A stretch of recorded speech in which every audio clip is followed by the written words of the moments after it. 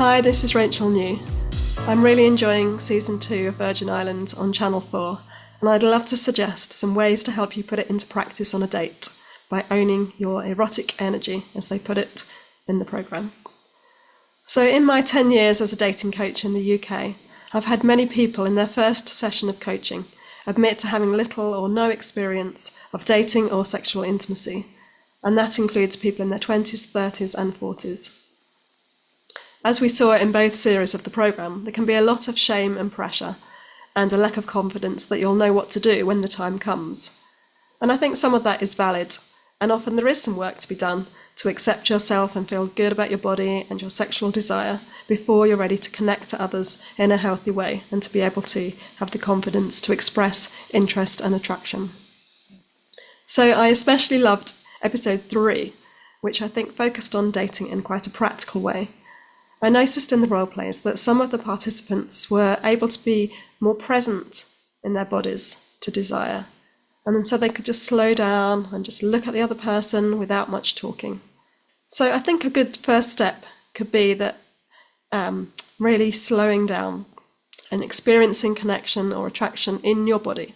So I'm not talking about communicating it to anyone else at this stage, but just experiencing it, maybe you're in your imagination, so that you're used to doing it in a slow, accepting way. So that, I would say, is the first step in owning your erotic energy. And connecting with your emotions is also important. That might be something that you need to work on if you're not comfortable with naming your emotions and feeling them without wanting to shut them down. So a lot of the participants on Virgin Island said things like, "I feel really good," or "that felt amazing," or "I love that." So those are some examples of how you might express emotions, positive emotions in this case, for how you're feeling about connecting with someone else. And it can just be on the date, or it could be during sexual intimacy. So really what we're talking about here is a mindful approach to dating and sexual connection, where you're becoming aware and accepting of what you're feeling and being able to express it without any shame. So at one point, one of the therapists says to a participant, "You say it, but I don't feel it." The participant was expressing desire with words, but he wasn't feeling it in his body, and so it didn't come across as genuine. She didn't feel any desire or attraction from him. And I think this is because the participant was not yet fully present in their body. They weren't feeling it with all of their senses and with all of their body. So slowing down and really feeling it before you say anything will mean that when you do say something, it has a very different impact. And the same applies to long-term couples.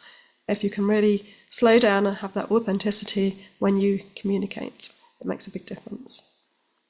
So the second thing that I noticed was that the participants became better as the programme went on at celebrating and accepting their bodies and connecting to their erotic energy, and it made a big difference to how they came across. So an example of this was Millie and Katie having their photographs taken for their hypothetical dating profiles.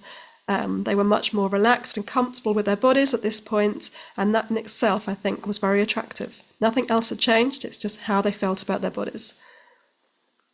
And there was a lot of smiling too on the practice dates, which plays an important part. So smiling communicates safety, it can communicate fun, warmth, interest, playfulness, and it communicates directly to our bodies without going through the conscious brain. So it's a good way to communicate safety and to allow both people to feel comfortable. So smiling can be hard when you're feeling nervous, but it is something that you can practice. So, and then some of them were able to receive compliments, which is a way that somebody might communicate interest by just saying thank you with eye contact and then a bit of silence. So they didn't move on too fast after the compliment. They really got the most out of the compliment, which is sometimes hard to do. Like, we can have a habit of not letting ourselves believe a compliment, or feeling that we've got to be self-deprecating or make an excuse or explain away whatever it is we're being complimented for, often because of nerves. And so we might be rejecting an invitation to connect and to receive attraction if we do that. If instead we can just say thank you and then nothing else, and just stay with the moment, stay present with the connection and allow it to develop. And I also really liked the way that Joy said, "I think I'd like to do this again." Well, she looked into Millie's eyes and then she looked away again. She was really comfortable by that point with her attraction, regardless of whether it was reciprocated. It was just a role play, but I think she did it in a really genuine way. And she was, really connected to her attraction, really accepting of it. And the looking up and then looking away is a really good thing to do to try and create connection as well. So we've talked about smiling, we've talked about eye contact and compliments as ways to show interest, or things that you can practice. And then don't forget, leaning towards somebody or leaning forwards is a way to communicate interest as well. So if somebody moves forward on a date, you're sitting opposite each other, if they lean forwards or towards you in one direction or the other, if you're sitting next to them, you can bump shoulders or touch elbows. If they do it to you, then you can reciprocate to show that you're interested. It doesn't have to be permanent. You can just move towards them, then move back again. It's just a very kind of low risk way to communicate some interest. And if you don't move towards them when they do it, then they're just going to assume that you're not interested. So it can be nerve-wracking, but it's definitely, I think, worth the risk. So in the same episode 3 of Virgin Islands Season 2, they worked on 4 dating skills, and it's important to note that these wouldn't all necessarily happen on a first date. It's just that in the role play, that's what they were working on.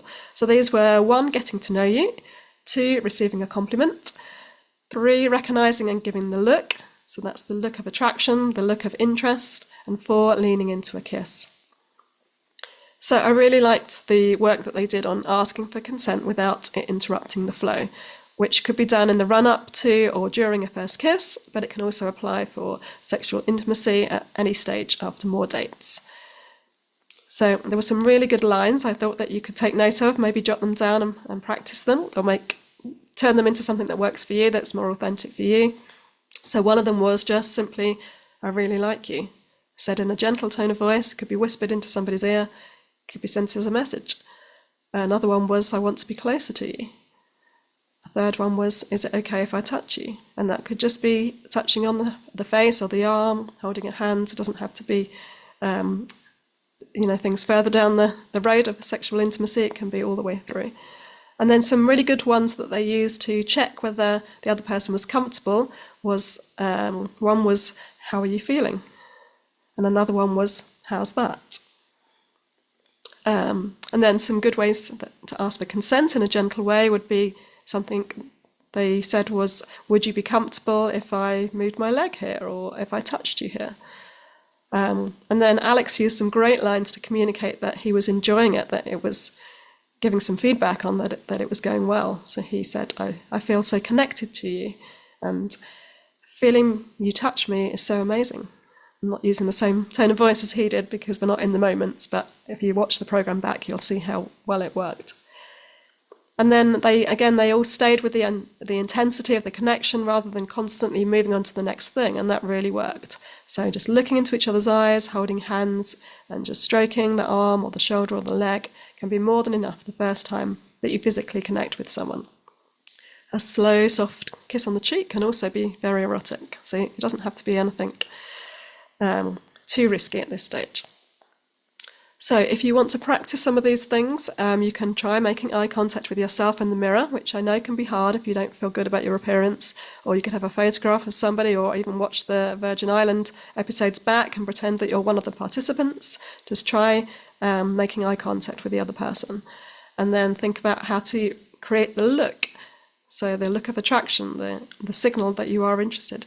And that can be done by smiling, by communicating playfulness or mischievousness, and trying to communicate your genuine desire to connect. And it doesn't have to be purely sexual, it can be emotional. It depends on what you feel comfortable with at this stage. And if it's really, really hard for you to do that, then watch how they do it, because they all started off feeling really uncomfortable with themselves and not feeling good about themselves, but they did make progress. So I do believe that these things can change. So, you can try to copy them, but then you also need to try and make it your own. And they all do it in different ways. And don't forget, if eye contact's hard, just 1 second of looking and then looking away and then repeating can work really well. So I hope that these are some practical skills that you can try, and I really hope that you can become more accepting of your erotic energy and more present in your body. The slowing down thing, I think, is the most important part of it. I know it's not easy if you've had no dating experiences or lots of negative ones, and it's okay to get some professional help with this. I'll put some links to further support and resources below the video, and I wish you well for a healthy dating life and connecting to your erotic energy.